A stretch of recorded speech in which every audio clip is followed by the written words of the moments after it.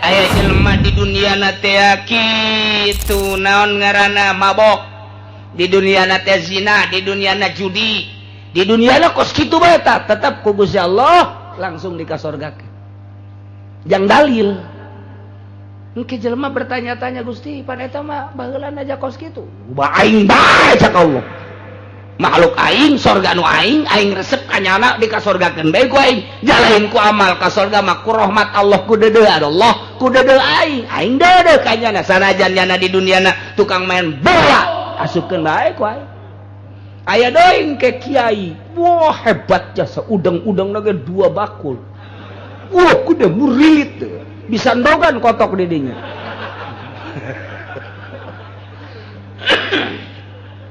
Tapi engke dikanarakakeun ku Gusti Allah protes ke jelema Gusti pada tetepan hebat jasa kiai mah abu ya kok dikanarakakeun kumaha aing bae. Masih keneh debat nyaritakeun tentang kabangkawarahan ahli Mekah. Geus diajak ku leuleus tetep bae teu iman ku kasar gitu keneh malah Kangjeng dianiaya. Dicaci dimaki diciduhan Kangjeng Nabi teh diarahan dek dibunuh datang ka hengkang Kangjeng Nabi indit ti Mekah hijrah ka Madinatul Munawwarah. Kitulah sepak terjang Kangjeng Nabi dalam berjuang li'ilai kalimatillah ngaluhurkeun agama Allah teh lain ngeunaheun sepanjang hidupna teu eureun-eureun perang Kangjeng Nabi. Panjang hirupna teu eureun-eureun dakwah Kangjeng Nabi mantak urang sebagai penerus Kangjeng Nabi ulah eureun-eureun cak Kangjeng balighu anni walau ayah sampaikeun sanajan saaya. Dek ngeunaheun dek henteu aya geus disampaikeun mah sabodo bae eta mah. Urusan nurut jeung teu nurut lain urusan kiai, kiai mah urusanna sakadar nyampaikeun. Nurut teu nurut mah eta manyanggakeun bae ka Gusti Allah. Tah terus dakwah Kangjeng Nabi tetep ahli Mekah bangkawarah jasa dipimpin ku pemimpin anu luar biasa ngamusuhanana ka Kangjeng Nabi pamanna ku anjeun ialah Abu Jahal. Bejakeun Muhammad coba atuh berangkat kitu deulean tuh di negara-negara nu kungsi disiksa siru fil ardi tsumma anzuru kaifa kana aqibatul mukazzibin. Bejakeun ku anjeun Muhammad langit jeung bumi teh musaha kitu. Bejakeun kullillah langit jeung bumi teh milik Allah Subhanahu wa ta'ala. Kataba ala nafsihi rahmah. Allah geus tetepkeun terhadap zat Allah rahmat. Deudeuh jeung nya 100 nuturunkeun hiji, simpen masih 99. Allah ku rahmat hiji ge luar biasa karasana ku urang. Bejakeun Muhammad rahmat aing nu agung teh ya ngengkekeun kana siksaan terhadap umat anjeun anu buang kawarah teu iman ka anjeun lain deui jeung umat-umat nu baraheula. Masya Allah urang manggeus tinggal nuhun bae ka Gusti Allah lantaran Kangjeng Nabi mah bungsu. Nabi nu bungsu Kangjeng Nabi mah geus deudeuheunana pohara Gusti Allah. Kataba ala nafsihi rahmah. Mun Allah teu nurunkeun rahmat jeung umat Kangjeng Nabi meureun hampir siksaeun kabeh wae. Sanajan urang teu ngridit, sanajan urang teu mabok, teu korupsi, pan di salingkungan urang loba meureun urang kabawa bae kuno kos kitu. Sedengkeun lamun Allah bendu ka hiji jelema, bendu ka hiji daerah, atuh nu bagus dan ge kabawa bae ka siksa. Mantap. Ku ayana rahmat Allah urang muji ka Gusti Allah kulisan alhamdulillahirabbil alamin. Ye. Bejakeun Muhammad ka ahli Mekah khususna umumna ke santero manusia. walahu ma sakana fil laili wan nahar walahu tetap ka Gusti Allah walahu milik Gusti Allah walahu kagungan Gusti Allah ma sakana fil laili wan nahar naon bae anu menggon di jero peuting naon bae anu menggon di jero beurang mun tadi nyaritakeun samawati wal ardi patali jeung panggonan patali jeung tempat lamun kuari mah nyaritakeun beurang jeung peuting berarti patali jeung zaman berarti tempat di mana bae nu Gusti Allah zaman ge beurang jeung peuting nu Gusti Allah nu urangan kabeh Allah tempatna langit jeung nu ngeusianana nu Allah milik Allah dadamelan Allah bumi jeung nu ngeusianana dadamelan Allah milik Allah nu Allah kuari mah zaman berarti lantaran teu kaluar tina beurang jeung peuting besi majarkeun beurang jeung peuting lain nu Gusti Allah nu cicing di jero batin jeung beurang besi majarkeun lain nu Gusti Allah bejakeun Muhammad walahu masakana fil laili wan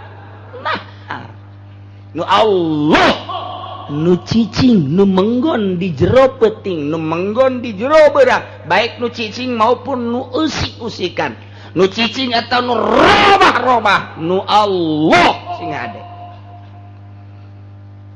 kullu syai'in syaqwa fahuwa rabbuhu wa khaliquhu wa malikuhu Allah pangeranna Allah nu ngademelna Allah nu bogana geus kulantaran Allah nu bogana wa huwas samiul alim atuh Allah teh maha ngarungu kana naon anu diomongkeun Allah teh maha uning kana naon anu dipigawe artina omongan-omongan manusia di mana bae Allah ngadengekeun omongan kuari nu kurang keur dicaritakeun Allah ngadengekeun omongan bahasa-bahasa Sunda Allah nyahoeun Sundana ge Sunda rawa kidang henteu nyahoeun bae kah kobok nyahoeun bae nyahoeun Allah mata teh ayeuna bahasa Sundana bahasa Bandung bahasa Sundana bahasa Cianjur bahasa Sundana Parahyangan Allah ngadenge kuari mah bahasana bahasa Jawa ndek bahasa Jawa Yogyakarta bahasa Jawa Pekalongan Solo atawa bahasa Brebes Cirebon atawa bahasa Mauk bahasa Koek atunya hon mah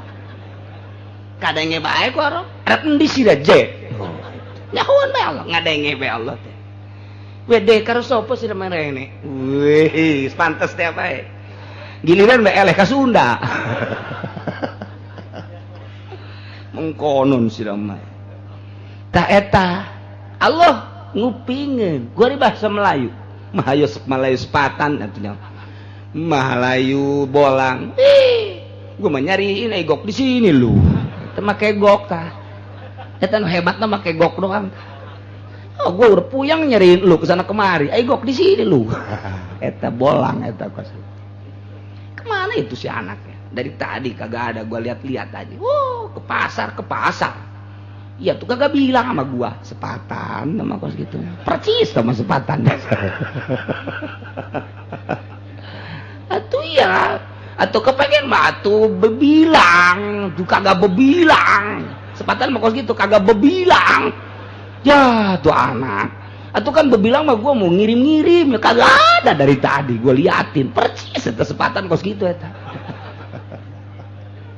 kamu Melayu mah nu tadi teh ada lain deui Masya Allah eta Allah ngadengeun teteh aju bahasana bahasa Inggris atuh ngadengeun where do you come from atuh nyaho atuh ngadengeun Allah teh Masya Allah atuh ngadenge Allah teh tah ngadengeun Allah teh kuari mah bahasa Arab ngadenge seluruh bahasa di Indonesia kadenge ku Gusti Allah jeung kanyahoan ku Gusti Allah bahasa di dunia kadenge ku Gusti Allah naon nu diucapkeun ku urang kadenge ku Gusti Allah ulah majar teu kadenge boro-boro nu diucapkeun kakarak nu dikretegkeun di jero hate ge geus kanyahoan ku Gusti Allah al alim bima yufalu nyahoeun kan naon nu dipigawe tah urang kuari keur aya di tempat hiji tempat yang pamajikan aja urang main mata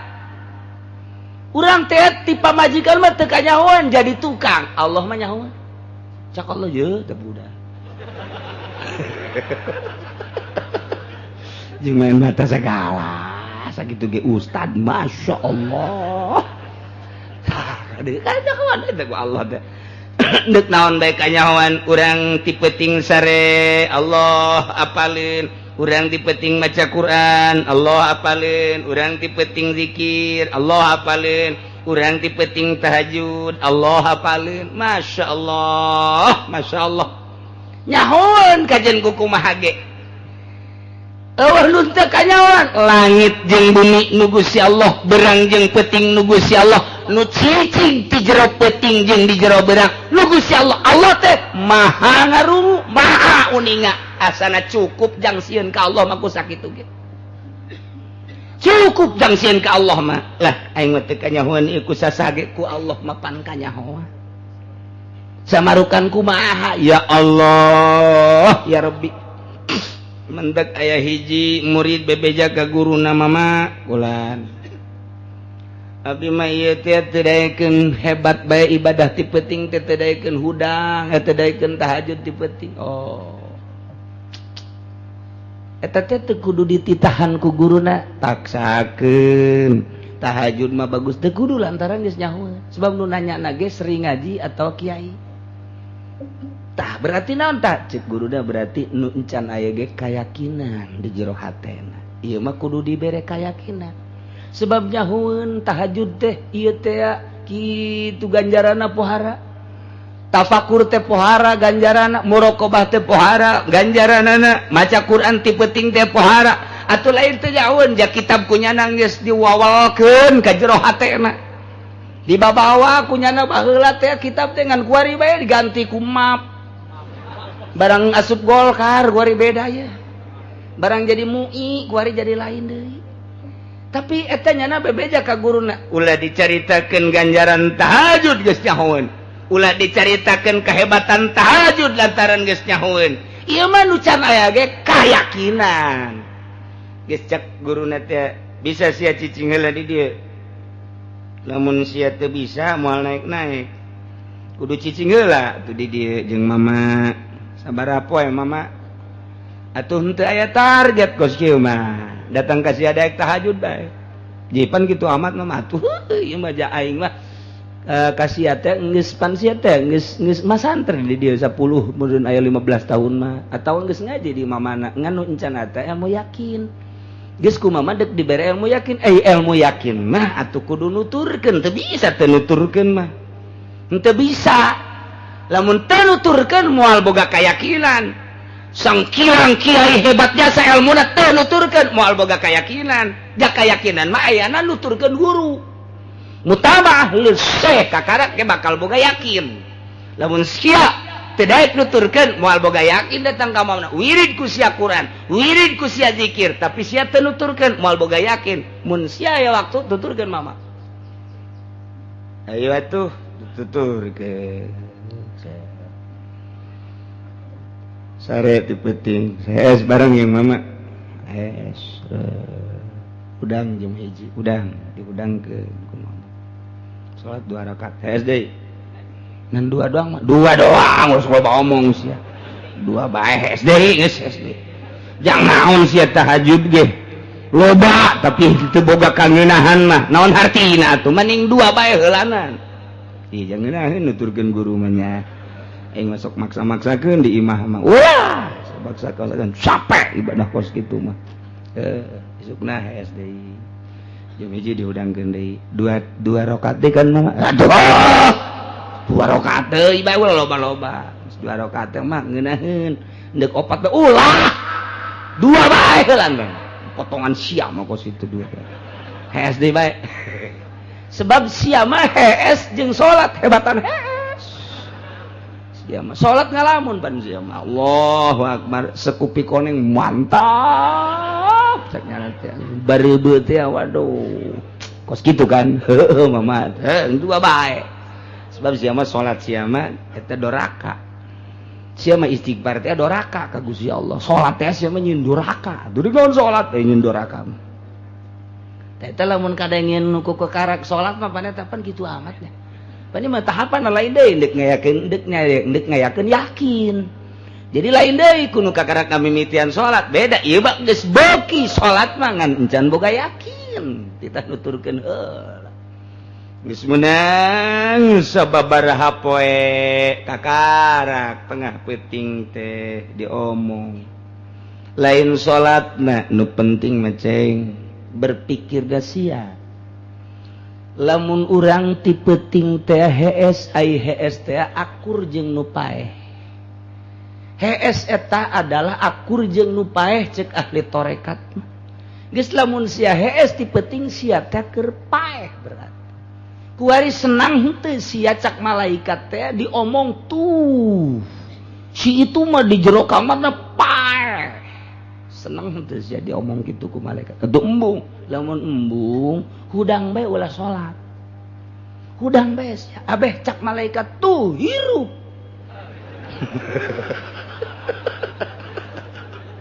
hirup ternyata komo nu handap menghirup jasa tamaja cak malaikat malah heulaan handap ja asal ulah disebut paeh ku malaikat bae lantaran malaikat papan henteu nyahoeun ku kumahana malaikat mah henteu nyahoeun teh malaikat mah kadeureuna bae hees paeh ku malaikat mah kitu ja hirup berarti lamun hudang hirup nah ieu mah malaikat teh lamun kadeuleu ku malaikat sia keur hees paeh berarti malaikat bae nyebutkeun paeh ka sia teh lantaran sia ngagoler bae kerek resep henteu sia kitu heula jatuh embung atau embung mah hudang mah sia ulah salat hudang we heula kitu ya tuh yakinkeun hudang teh ya disebutkeun ku malaikat keur hudang mun keur paeh mun keur hees paeh beres di jero kamar mah hees teh keur ngaji hees modar teh loba teuing uduk eta mah aduh cek nu hees kaget aing sial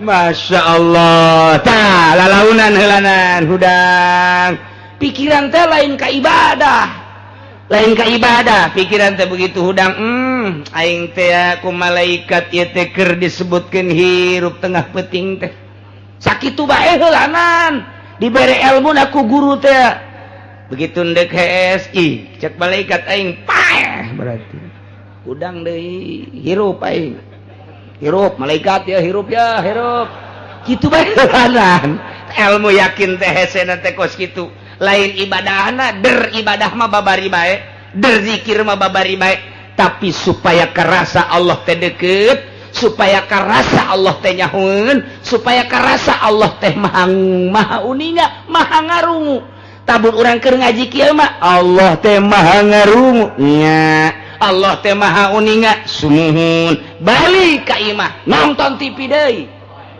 eta teh pan eueuh ngarungu Allah eueuh uninga Allah jalamun urang asa didengekeun ku Gusti Allah Allah teh asa dikajahokeun ku Gusti Allah moal nonton TV moal tanu mantak eta teh nonton TV ieu maksiat jeung nu sejana eta teh karena boga rasa teh dideleukeun ku Gusti Allah jeung teh didengekeun ku Gusti Allah padahal walahu ma sakana fil laili wan nah wa huwas samiul alim kuari mah geus bisa penting teh asa di hudang asa hudang bae cek malaikat hudang cek guruna teh mun maneh hudang Allah nyarita ka malaikat ya malaikati unzuru ibadi deuleu ku maneh hamba-hamba kaula tuh nu di kamar nu keur hudang tuh nu di kamar di masjid di musola tuh nu di gunung tuh nu di leuweung nu harudang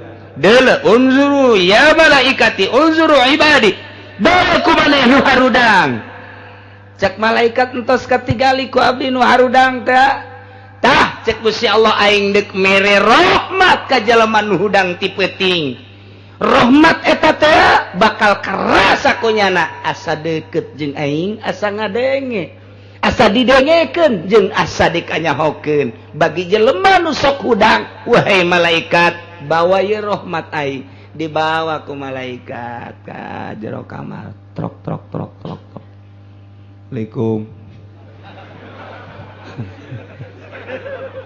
nya gede di jero kamar pocong aja nu beres ya beres aduh ai nu borangan mah kitu tapi teh urang nangis sayang udang ilham masana ilham tuh malaikat petilok assalamualaikum tada si mbak tun tedek perasaan aya lain moal kadeuleu pan malaikat nu kadeuleu ku urang lain malaikat jin urang lamun deuleu malaikat moal kuat moal kadeuleu ku urang naon nu kadeuleu di jero kamar lain malaikat jin tah mah mentak loba nu laporan ka kolo duh cenah kula keur penting mah manggihan jelema nu make jubah naon eta ke jin banyak kiai malaikat tajin jin moal kuat potongan sieun dulu malaikat moal kuat kakarak deuleu urang Karawang geus siang geus teu kuat kumaha deuleu malaikat moal kuat gitu lain jin tah jin yakinkeun jin sing ade ulah pajar malaikat sombong sia jin moal malaikat mangkeset datang perasaan lain deui kok ieu suasana seungit atawa plong eta lah malaikat keur nurunkeun lain deui nyulusup ka jero awak ngeunaheun perasaan mulai salat eta hampang Allahu akbar asa didelekeun ku Allah asa didengekeun ku Allah Allahu akbar ku ari mah geus boga perasaan tah nah iyalah guruna geus nyahoeun lantaran guruna mursyid lain haji mursyid panggil isuk-isuk ku guruna ceng dia ceng kira balik cek balik mama balik geus teu kudu naon balik sia geura ibadah geus sadaekna sia tamah deuk salat 2 deuk 4 deuk 6 sadaekna sia kumaha datang ka imah bae balik geus jahoeun guruna lantaran geus diturunan rahmat nah datang ka imahna teh masyaallah ngeunaheun hudang ti peuting teh ngeunaheun bahkan nalang geus jeleuan jam bae geus waktu dahar tan can ieu si jam sakieu jeleuan jam bae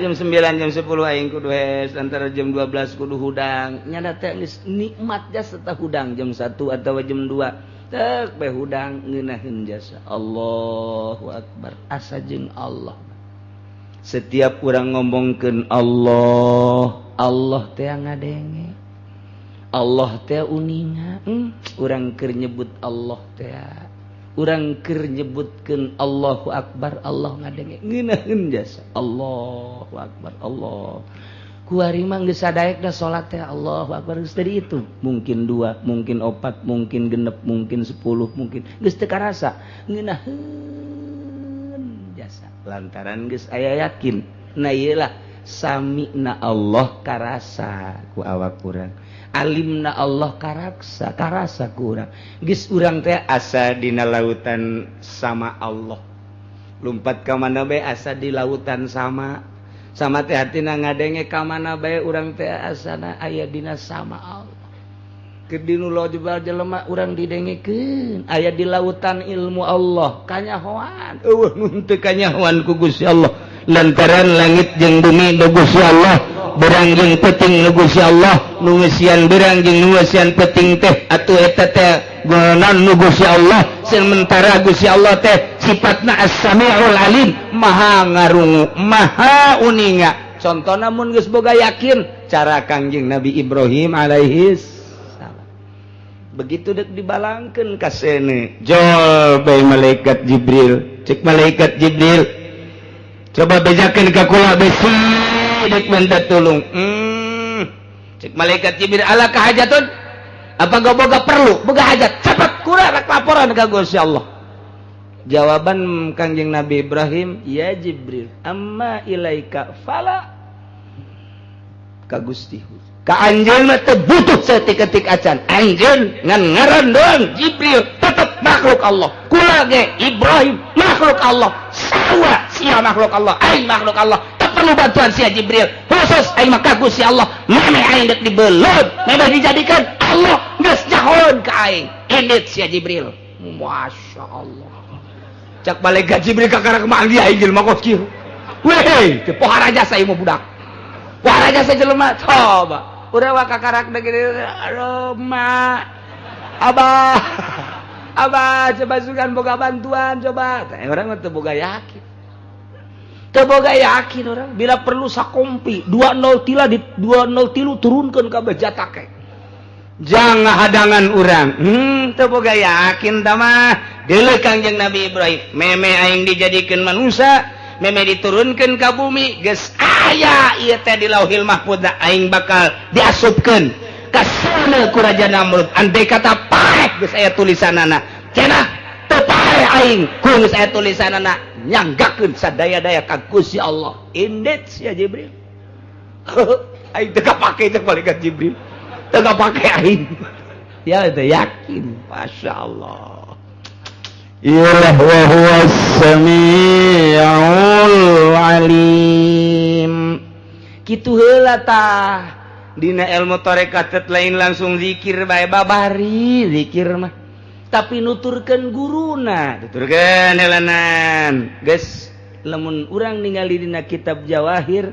eueuh jelema nu jadi wali teu nuturkeun guru moal aya jelema nu jadi wali teu nuturkeun guru tetep bae guru teh boga dedengean engke ge lamun aya nu nuturkeun ka guru si anu nyahoeun guru teh oh iya nu teh nuturkeun nyahoeun geus eueuh masalah nuturkeun jeung teu nuturkeun ka guru mah eueuh pangaruh ngan naik darajat nu nuturkeun teu naik darajat nu teu nuturkeun bila perlu ku Allah langsung dibeslak kitulah dina ilmu kawalian mah urang teh ngeri jeung urang teh sieun jeung ngeri nah ayana bahasa sapa teh eta teh bahasa ti wali ngan wali mah taranya apa mun aya kiai sia teu nurut ka aing disapa sia ku aing sapa deui habak ndeh kakarek jadi kiai bae disapa deui sia ku aing main sapa-sapaan geus murid jeung masalah tapi lamun jeung wali bahaya nyapana geus lain kunyana langsung ku Allah man azali waliyan faqad azantuhu bil harab Allah langsung nu ngarusakna sebab naon dirina geus boga rasa sami sama Allah geus aya di dirina alim ilmu Allah geus aya di dirina lempang ka mana nyana asa ngojay di sama Allah lempang ka mana nyana asa ngojay di ilmu Allah eueuh kasieun geus aya yakin hiji be Allah nu selalu aya di jero hati Qul aghayrallahi attakhidhu waliya bejakeun ku anjeun Muhammad gali megagor Allah anata kasalian Allah attakhidhu waliyan kaula ngajadikeun pangeran anu engke kukula disembah sedangkeun pangeran teh atiri samawati wal ard anu ngadamel 7 lapis langit jeung 7 lapis bumi wa huwa yutimu Gusti Allah teh anu ngarizkian walayu kamu jeung teu dirizkian Gusti Allah mah bejakeun maknya kudu kasalian Allah nyieun pangeran sesembahan teh sami nu nganyieun langitna Allah nu nyieun bumina Allah teu mungkin atuh kudu nyieun pangeran kasalian Allah manat lata jeung uzama lain pangeran eueuh dongengna patung nyieun langit eueuh dongengna patung nyieun bumi dan nu nyieun Allah mah kafir ge ketika ditanya saha nu nyieun langit jeung bumi kul Allah nyana ge ngomong kitu sasaha ge boro-boro urang kafir ge Yahudi ge nyaritakeun nu nyieun langit bumi mah Gusti Allah manya kudu nyieun pangeran sesembahan salian Allah sementara nu nyieun langit jeung bumi teh Gusti Allah subhanahu wa ta'ala geus ulah nyieun pangeran salian Allah dalilna lantaran Gusti Allah nu nyieun langit jeung nyieun bumi ana Allah nu nyieun langit jeung nyieun bumi atuh Allah lah nu jadi pangeranana geus nu nyembah ka pangeran berarti hak nu teu nyembah ka pangeran henteu hak wa huwa Gusti Allah tayyutimu anu ngarizkian ieu urang mimiti rezeki ti eueuh diayakeun ngaranna rezeki ijad kemudian kuariku urang teh diurus ku Gusti Allah ngaranna imdad aya tadbir ieu teh dirizkian ku Gusti Allah urang teh bisa neuleuh mata urang bisa neuleuh lang sabelah dunia ku urang begitu dibuka mata urang ka deuleu bisa neuleuh kemewahan-kemewahan, keindahan-keindahan dunia. Wari ku Gusti Allah dek dicabut saeutik-saeutik umurna geus 50 tahun, cabut saeutik Quran geus teu kadeuleu. Hadis tulisanna geus teu kadeuleu, tapi ai awewe anu bahenol mah kadeuleu keneh. Teu kadeuleu ge Quran. Kiai cenah geus teu kadeuleu jasa, ya huruf Quran hese jasa. Ai irung mah kadeuleu keneh. Nu putih jeung nu hideung bisa ngabedakeun, lain bisa daun. Nu gelis jeung nu goreng, wah itu mah bisa. Wah, iya, aki-aki bloon ya. Quran geus teu kadeuleu, geus dicabut nikmatna ku Gusti. Dicabut ditambah deui teu kadeuleu, geus tinggal sora doang. Kula saya, Bah. Syaudinnya, katenget, Bah, lain katenget kadenge sora ku aing sia. Oh, bisa, Bah. Saya Zarwitinya, emang tenget gitu kakula, lain tenget, kadenge sora, kadenge sora. Geus teu kadeuleu mata dicabut ku Gusti Allah, ku ari ceuli dicabut. Kadengean teh kemari mangeuneuheun sasemun ngadenge melodi Oma Irama. Waduh, masyaallah. Pari geus teu kadenge. Ngadenge muamar ngeunaheun, ku ari geus teu kadenge, ngadenge mukmin geus teu kadenge.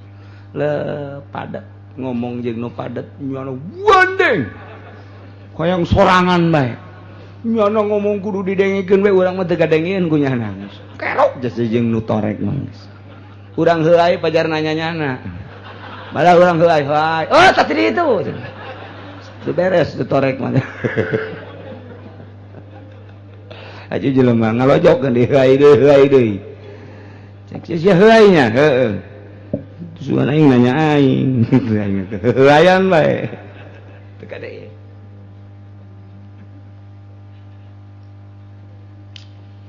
ngomongnya nangis dah teu kadeuleu teu kadenge cenah umur sabaraha lagi 65 umur dari nakeun nih aidar matungeun nganu teu asdas mente cek teh teu kuat cenah kana teh jengkol teu kuat segala siki asem jengkol teu kuat si kurangan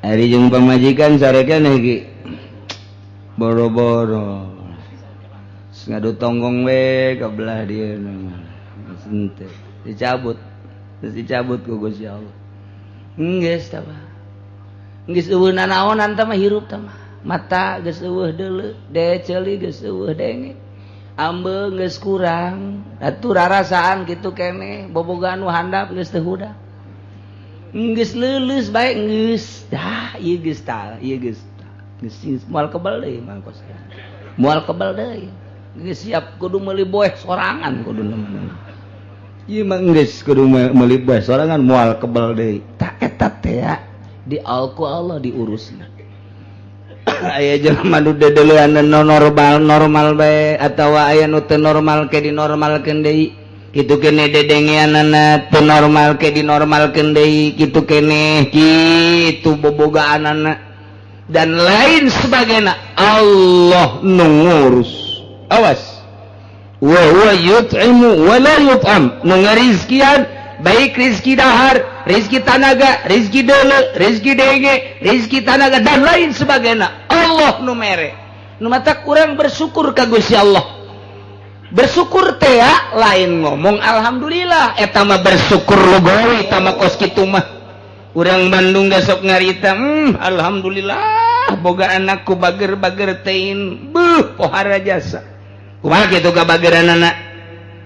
Aika bageranana mah unggal bulan kikirimanana kopi 1 kilo gula 1 kilo rokok kalo sakieu luar biasa budak tu soleh teuing ka si anak asok salat salat betilok nyana bersyukur syukur lugawi nyebutkeun soleh ka anak pedah ngiriman kopi jeung gula jeung rokok kalo gentong tapi ai henteu salat mah pancak agama mah henteu soleh tapi kunyana disebutkan soleh tak nu adina mah ceknya teu soleh padahal mah sok salat nu adina mah salat tak getol ya cilok mere kopi teu soleh ceknya eta di Bandung kos gitu eta kos gitu atuh di Cisoka ge sarua bae lain gitu gunakan ku urang ya tanaga urang Gusti abdi dipasihan tanaga ku Gusti tanaga abdi rek dipake ngabakti ka Gusti pakai ngaji ku abdi rek pake salat ku abdi tah eta teh ngabaktikeun tanaga ka Gusti pake ngabdi ka Gusti salat abdi bade nulungan Gusti ka agama Gusti abdi meboga tanaga doang di lembur abdi keur ngabangun masjid duit abdi mah teu boga nanaon teu boga ngan boga tanaga ku abdi dek diabdikeun tanaga abdi pake ngaluhurkeun agama Gusti melalui tanaga abdi tanaga dek dimanggakeun yeuh jang ngaluhurkeun agama Gusti mawaan naon nu diperlukeun ya Allah ya Rabbi da eta teh kos karari itu teh hese jasa tanaga mata Gusti mata abdi teh pake ibadah ka Gusti nelian Quran guys puyeng nele Quran ya puyeng ya nele Quran guys kunang-kunang nele kitab geus sarua bae pamajikan ka desa aya naon ka kadi juk kadi hareup deuk naon tuh aing deuk ibadah pan ibadah sih neulekeun banget sia aing nele Quran aing kesal bawa kitab kesal neulekeun batur mah nya nele banget siapa geus mandi encan robek meureun siapa tan neulekeun pamajikan eta teh ibadah jadi atuh geus neulekeun pamajikan ih cok pamajikan isin itu diduekeun atuh siana deui ibadah neulekeun aing atuh daripada tinggal cak incu itu keur naraon ulah saya ibadah mah tuh kos kitu bae nah manya aing kudu nyeun pangeran manya kaula kudu nyeun pangeran salian Allah mah sedangkeun Allah teh nu ngadamel langit ngadamel bumi nu mere rezeki nu teu bisa aya nu ngarizkieun ka Gusti mah da Allah nu merena kul bejakeun ku anjeun Muhammad ini umirtu sanyana kaula diparentah an akuna supaya kaula aya awal man aslama pangheulana jelema nu Islam ka Gusti Allah min hadhil ummah pangheulana kangjeng teh lantaran kangjeng nu diutus jadi rasul Allah ku Allah subhanahu wa ta'ala kul bejakeun wa qila la takunanna minal musyrikin ulah aya anjeun Muhammad termasuk jelema nu musyrik bejakeun ku anjeun Muhammad ini akhafu in asaitu rabbi senyana kaula sieun ka Gusti in asaitu lamun kaula maksiat lamun kaula nyulayaan mun kaula teu ngakuran rabbi ka pangeran kaula bi ibadati ghairihi ku ngaibadahan salian pangeran sieun azab yaumin azim siksa anu pahara gedena iraha wa yaumul qiyamah engke di poe kiamat kuari ma ala kadar bae cek Gusti Allah bejakeun ka Muhammad dibejakeun ka Kangjeng Nabi umat anjeun ma ala kadar bae supaya nyarahun bae mun maksiat eta disiksa di zaman baheula teu ka zamanan di zaman urang dibere Aceh tsunami siksa ti Gusti Allah Yogyakarta gempa siksa Galunggung Bitu siksa banjir bandang siksa termasuk ya angin beliung eta ge siksa jeung berbagai-bagai siksa dengan ala kadar bae cak Gusti Allah tamat teguran ti aing supaya umatnya hoeun timbul ti mana coba eta angin menang saha eta coba eta angin kok eta angin ngarusakna teh dipilih-pilih coba hayuh belah dieu mah dilengkah ku angin nu di dieu dirusak nu belah dieu dirusak di dieu dilengkah deui ka dieu dirusak hayu coba pikir ku sia haju angin sanggeus rusak ka mana deui eta angin engke meunang sababaraha poe timbul deui eta angin bejakeun ka umat anjeun Muhammad saha tanu nyieun angin coba nyieun coba teknologi anti angin Jepang nyieun teknologi anti gempa begitu dibangun ku jana 40 begitu 40 naon kitu ngaranna 40 tingkat anti gempa.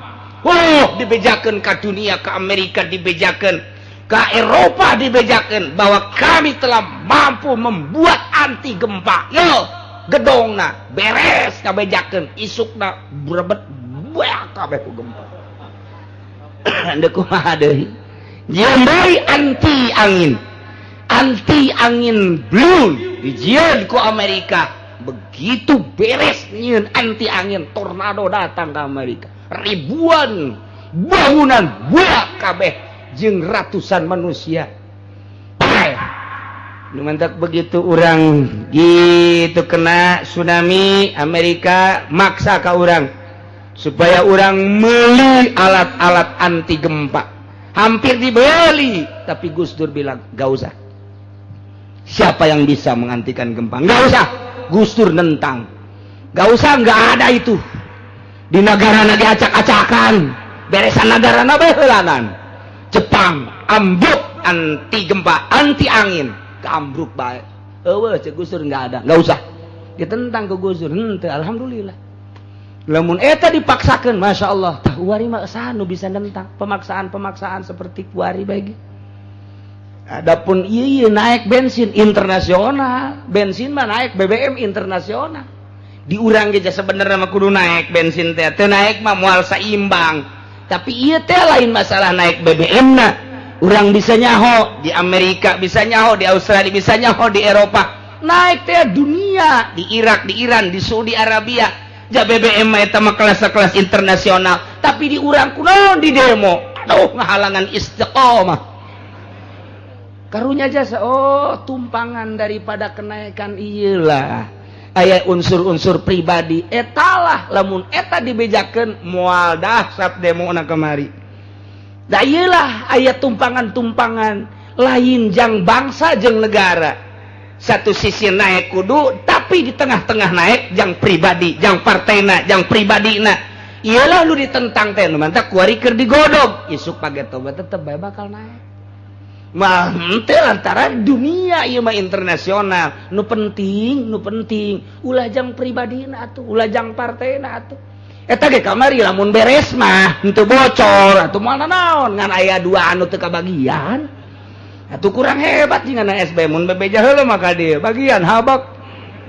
Eta kos kitu tah teu bisa henteu teu deh kumaha teu naekna teh mah. Dia BBM mah eta mah nu ngendalikeunna ge PBB atuh. Pasti kudu naik bae. Mau tidak mau komo negara urang mah negara berkembang diteken. Nu urang titah dijual na ka urang dimahalkeun ku urang untungna jang nyana pereus aing mah ngadengeun ge kos kitu tah masyaallah. Eta kakarak BBM encan kayu, encan besi, encan logam-logam anu lain, masyaallah, encan emas. Ya Allah, nu mantak emas ambalayah ge kuari ka dieu. Eta gara-gara naon? Diantepkeun ku Amerika ge emas nu eta mah bodoh. Jadi urusan ku Amerika emas eta mah lantaran emas eta mah sok ngising. Allah karim do. Ini akhafu inna saytu rabbi azab yaumin azim rempan jasa cek Kangjeng Nabi. Mun kula nyulayan ka pangeran dengan ngaibadahan salian pangeran yakni salian Allah. Siksa merenanan sieun jaga di poe kiamat. Jadi engke mah tetep bae di poe kiamat mah bakal disiksa mana nu iman ka dieu tempatna, mana nu teu iman ka dieu tempatna.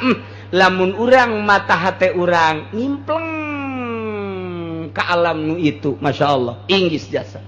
Mata urang nu ieu mah bisa neuleuna dengan sakadar sakieu bae, mun kahalangan mamalah mah teu luas, mun teu kahalangan kakarak sabelah dunia cek Imam Ghazali. Urang eueuh hahalang sabelah dunia ku mata urang kadeuleu. Ieulah keistimewaan rezeki Allah terhadap mata. Tapi lamun kahalangan terbatas, tapi mata hate di jero kamar tertutup. Coba ge deuleukeun mata hate urang. Aing paeh dicabut nyawa, deuleu ku mata hate. Di mana bakal paeh teh? Di kasur, di rumah sakit, apa di imah tetangga, apa keur nyaba ka daerah? Paeh teh kos kitu. Impleng. Mata hate deuleukeun ku sia cek Imam Ghazali. Cabut nyawa teh.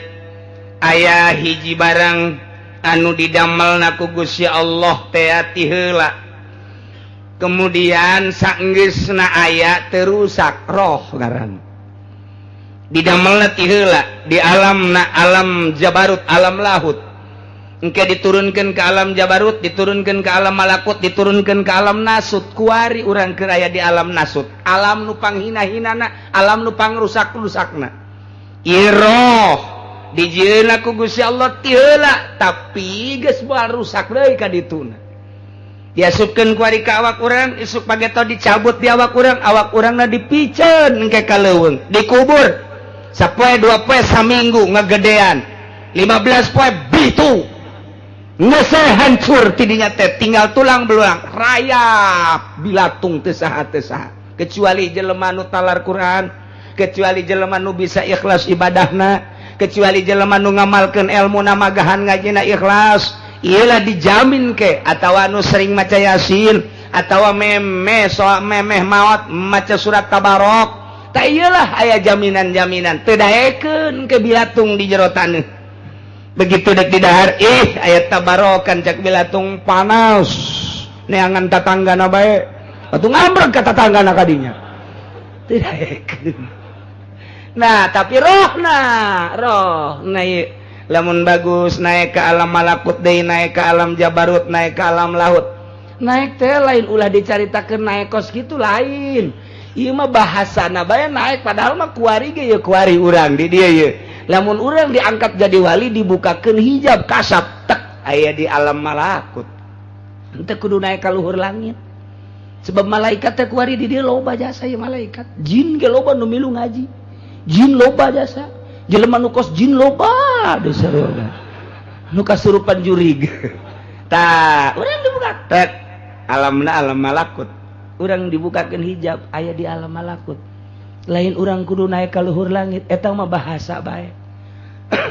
Naik deui urang alamna urang cicing bae di dieu. Tek naik ka alam Jabarut. Bahasa naik teh lain kudu teterekelan. Lain manya urang teterekelan naik dah kapagi jeung Allah teh di langit burung lain kitu ja Allah ma walahu ma sakana fil laili wan nahar. Allah ma nu boga bumi nu boga langit nu boga peuting nu boga beurang nu aya di jero peuting nu aya di jero beurang nu Allah. Lu mantak waliullah mah teu kudu ka Mekah cak jadi daun ka Mekah. Naon atuh ja bisa ka Mekah asal dibukakeun bae hijab trek naik ngalengkah datang ke Mekah. Ini naon kudu make jeung naik kapal-kapal segala. Jadi deket Mekah mah. Salengkah doang plek datang ka ditu ka Mekah. Salengkah doang datang ke Banten. Jadi deket dideketkeun teh Baitullah teh. Tah eta teh geus hese jaritakeunana emang aya nu kos kitu atuh aya jasa. Coba cenah kiai saurang bae coba pangnuduhkeun di dieu. Mun aya coba aya teh eueuh mal bejakeun ku aing aing ge teu nyaho.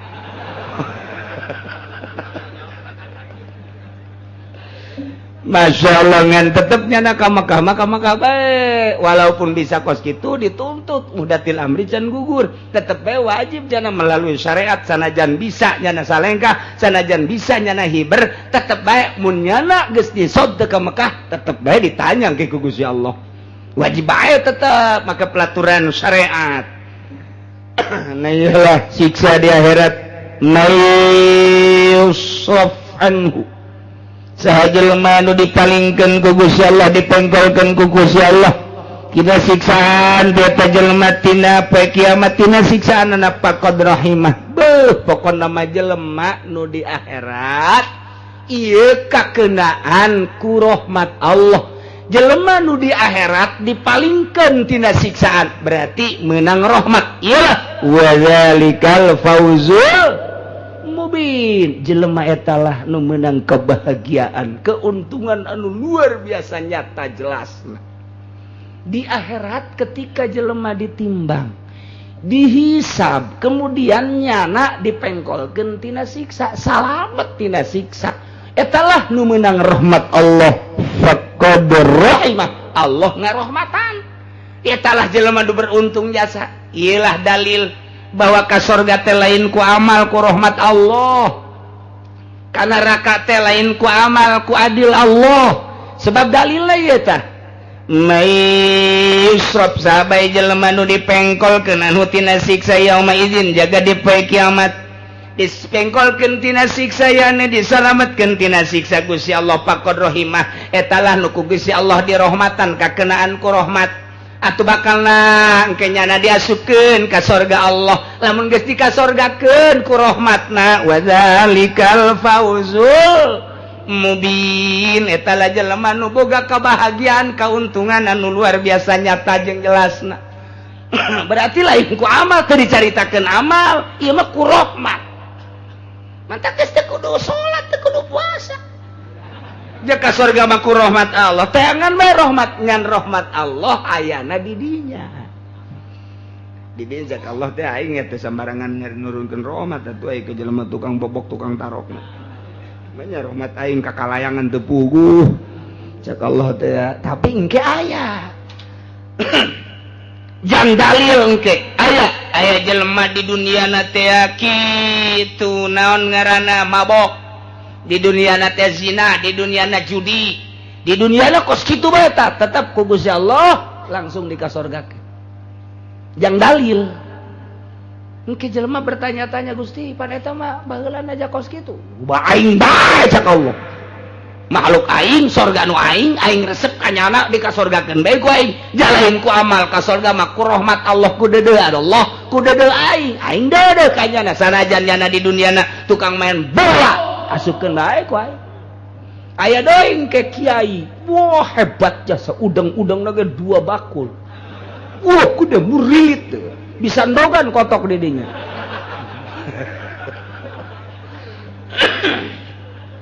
tapi engke dikanarakakeun ku Gusti Allah protes ke jelema Gusti pada titipan hebat jasa kiai mama abu ya kok dikanarakakeun kumaha aing bae naraka nu aing si eta makhluk nu aing dikanarakakeun atuh ku aing ku adilna aing jalain ku amal sanajan nyana beramal bae aing tersep dikanarakakeun teh ku aing bae jang dalil engke aya tapi lamun diselidik-selidik ke diselidik horenganan aya bae tah latar belakangna horeng ibadah engke lamun diteliti mah si eta padahal mah tukang mabok padahal mah tukang maksiat tapi kok ka sorga selidik horeng aya amal anu pohara jasa nu Allah resepeun ieu ge selidik sadajan kiai tapi dikadarakakeun aya amal meureun jadi muyi nya tah ieu aduh aing pacar greget bae ka eta ente jangan urusan negara ngan atuh kos kitu bae di akhirna artina teu barisaeun ibadah sebab du dunia niatna aja nu negor pan ka negara tegoreun mu loba jasa di negara hukum-hukum nu nyalimpang tapi pan teu ditegor ku nyana eta lah nu bakal Allah bendueun pan sia teh bisa maca Quran pan sia teh bisa maca kitab pan sia nyaho hukum haram nu wajib nu sunah pan sia dibere wewenang pan atuh sia idem ta sirana siratu ayo salah pegang salah satu tak iya pan kunaon atuh sia naon masalahna henteu negorna Allah bendu ilmu dibere ku aing wawasan dibere ku aing wilayah dibere ku aing tapi pan sia menikmati didinya endahan gunta ganti mobil kamari Avanza kuari Innova dek meuli DSRP malah dia boga hayalan dek meuli